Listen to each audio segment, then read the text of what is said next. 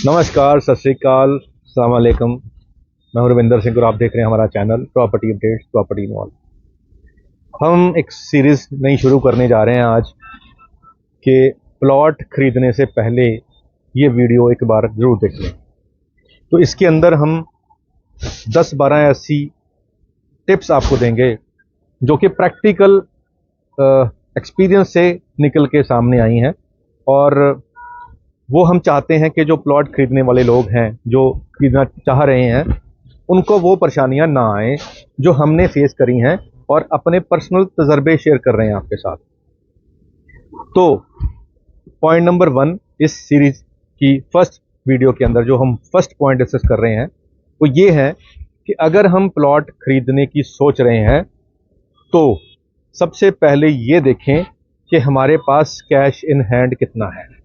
जी हाँ, ये सोचना बहुत ज़रूरी है, क्योंकि जब हम घर से निकलते हैं, प्लॉट ढूंढते हैं, और हमारा एक टारगेट होता है कि हमने 200 गज का 150 गज का प्लॉट देखना है और अच्छी लोकेशन पे देखना है, हम ब्लैंक एक हॉरिजॉन लेकर निकल पड़ते हैं और हम ढूंढते हैं। बहुत जगह ढूंढने के बाद कई दिनों तक ये सारी एक्सरसाइज करने के बाद हमें फाइनली एक प्लॉट मिलता है जो हमें पसंद आ जाता है, और फिर हम उसका रेट पूछते हैं तो हमें लगता है कि शायद ये हमारे रेट के अंदर आ सकता है।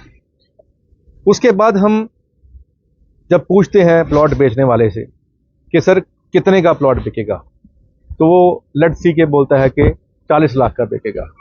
तो हम वो सुन के उससे ठीक मान लेते हैं कि ठीक है, 40 लाख का ये प्लॉट मिल रहा है और 70-80% हमें लोन मिल जाएगा और 30% हमने खुद देना है, तो 12 लाख हमने खुद देना है। पर होता अलग है। होता क्या है कि जब हम प्लॉट ढूंढते हैं और प्लॉट रीसेल में अगर कहीं से मिल रहा है तो उसकी पुरानी जो रजिस्ट्री हुई होती है वो सर्कल रेट के हिसाब से हुई होती है 8-10 लाख की, और प्लॉट ले रहे हैं हम 40 लाख का। उसकी पुरानी जो रजिस्ट्री थी वो 8 लाख की थी। अब जो सेल करने वाला है उसका फर्स्ट प्रेफरेंस ये होती है कि वो कम से कम रजिस्ट्री कराए, यानी कि उसने 8 लाख में खरीदा है तो वो 12 लाख की रजिस्ट्री कराए, इससे ज़्यादा ना जाए। अब अगर वो 12 लाख की रजिस्ट्री कराएगा और हम खरीद रहे हैं उससे 40 लाख में, तो इसका मतलब है कि 40 में से अगर 12 माइनस करेंगे तो जो बाकी पैसा है 18 लाख रुपया वो हमें कैश में देना पड़ेगा। अब बैंक जो लोन करेगा वो 12 लाख की रजिस्ट्री के हिसाब से ही लोन करेगा, ना कि एक्चुअल वैल्यू के हिसाब से।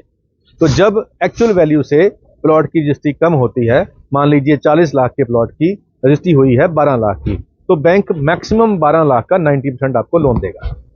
तो यहां कहानी फंस जाती है, हमारे पास उतनी सेल्फ फंडिंग नहीं होती, ना ही हमारे पास कई बार कैश में पैसा होता है। तो प्लॉट खरीदने के चक्कर में हम ये सोचना भूल जाते हैं कि भाई ये फंड कैसे मैनेज होंगे। तो जब फर्स्ट डे आप घर से निकलें तो ये चीज़ ध्यान में रख के चलें कि अगर मार्केट के रेट के हिसाब से मेरे को 30 लाख का, 40 लाख का, 20 लाख का, जितना का भी प्लॉट मिलेगा, उसकी 50% कॉन्ट्रीब्यूशन मेरे को सेल्फ में करनी पड़ेगी कैश में, और वो मेरे को लोन नहीं मिलेगा। और लोन के कितना मिलेगा? 50% का 90%। तो वो बैंक लोन हम ये समझते हैं कि हमें मिलेगा। लेकिन कई बार कुछ ऐसी सोसाइटीज भी होती हैं जो अभी फ्रेश प्लॉटिंग में आई होती हैं, और वहां पे महंगे रेट पे बिल्डर ने जमीन खरीदी होती है, और वहां पे वो रेडी हो जाता है हाई रेट के ऊपर, यानी कि फुल रेट के ऊपर रजिस्ट्री कराने के लिए। तो ऐसी ऑप्शन आपको पूरे बाजार के अंदर 2 या 3 मिलेंगी। बाकी सारी ऑप्शन आपको वो वाली मिलेंगी जो हमने पहले डिस्कस करी है, जहां पे आपको प्लॉट की कीमत का 50% वैल्यू की रजिस्ट्री कराने को मिलेगी। अब हम कहते हैं कि जी हम फुल रजिस्ट्री कराने को तैयार हैं, हम सरकारी जो रजिस्ट्री के खर्चे हैं वो देने को तैयार हैं, तो बंदा क्यों नहीं करा रहा, बंदा क्यों नहीं भर रहा? तो उसके अंदर उनका जो पॉइंट है वो भी बता दूं कि जिस बंदे ने वाइट के अंदर 8 लाख की रजिस्ट्री कराई थी और आज वो अगर आपको 40 लाख का बेचेगा, तो 40 माइनस 8 तो 32 लाख उसका प्रॉफिट बन जाएगा। और प्रॉफिट के ऊपर वो पहले ही 20% इनकम टैक्स की स्लैब पे है, तो अगर वो 30 लाख रुपया भी प्रॉफिट बने तो 30 लाख का 20% यानी कि 6 लाख रुपया उसको इनकम टैक्स देना पड़ेगा। तो वो कहेगा भाई साहब मेरे को क्या बचा, जो मेरे को प्रॉफिट आया वो तो मैंने टैक्स में दे दिया।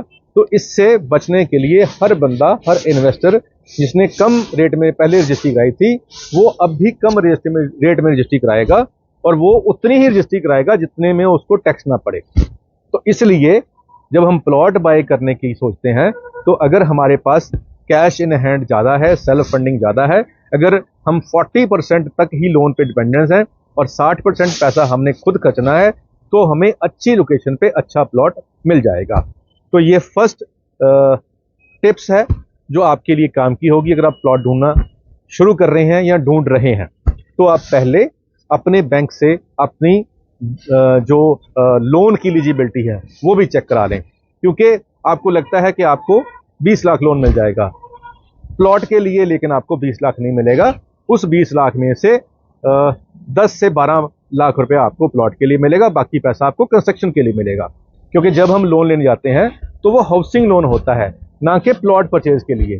तो जितना लोन आपका सैंक्शन होता है उसमें से 50 से 60% पैसा ही आपको मिलता है प्लॉट खरीदने के लिए, बाकी पैसा आपको घर बनाने के लिए मिलेगा, तभी आपका वो हाउसिंग लोन होगा। अगर आप बैंक से पैसा लेकर प्लॉट खरीदोगे और कंस्ट्रक्शन नहीं करोगे, तो वो हाउसिंग लोन का पार्ट नहीं होगा, फिर आपको कमर्शियल लोन वाला इंटरेस्ट देना पड़ेगा और वो कमर्शियल लोन बन जाएगा। तो इसीलिए आपका जितना भी लोन सैंक्शन हो रखा है, आप ये भी ध्यान में रखें कि वो 100% आपको प्लॉट खरीदने के लिए नहीं मिलेगा।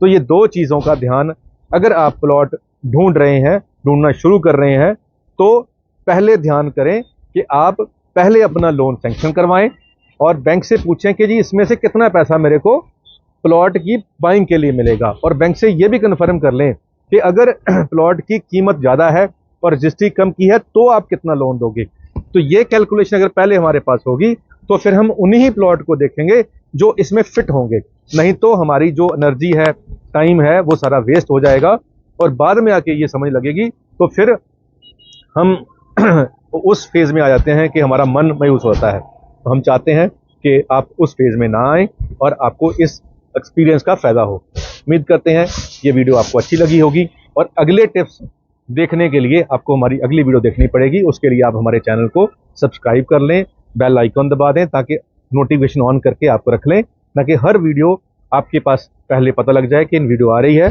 और हमारी कोशिश है कि हम रोज़ की 3 वीडियोज़ आपको दें, उसमें से एक जीरकपुर की हो, एक आपको खरड़ कुराली मोहाली की एरिया की हो, और एक आपको इन्फॉर्मेटिव वीडियो मिले।